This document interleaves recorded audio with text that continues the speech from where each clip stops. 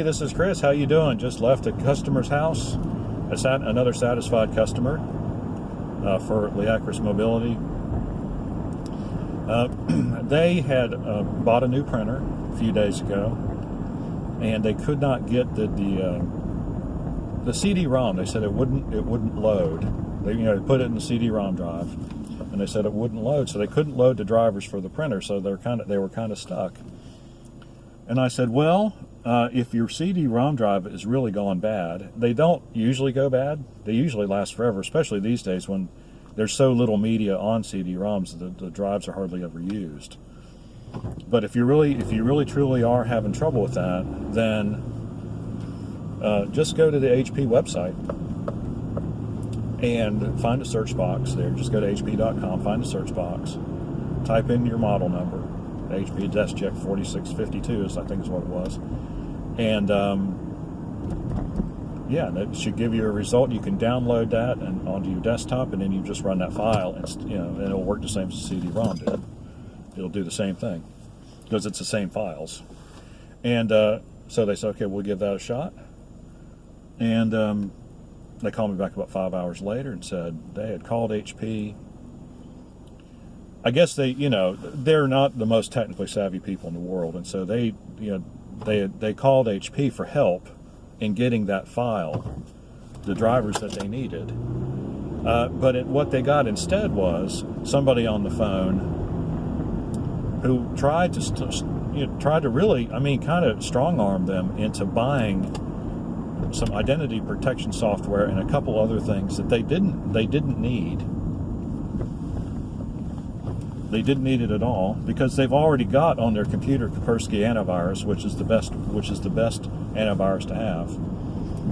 And so this person gets remote access to their machine and knows what they've got on the machine already, right? And so but still is trying to sell them this redundant software. And it's like, can we just, is it just not possible anymore to trust people over the phone? I mean, especially big corporations. It's like these people call for help, and what they get instead is this aggressive sales pitch to spend $300 that they don't need to spend. And I just find that to be completely unacceptable. I really don't like that at all. I don't like that idea. You should be able to call a manufacturer and get a good answer, especially when you've just spent $100 on one of their products. I guess we can't call anyone anymore. You just can't trust anyone over the phone because their motive is not to help you. I mean, that's what tech support's supposed to be. It's supposed to be about getting help. It's not supposed to be about having somebody trying to strong arm you into buying something. So don't call, I guess. Just go on their website. I think really what people need to do, what you need to do is, you as a computer user, you need to, it's just getting to the point where you're going to have to, you can't just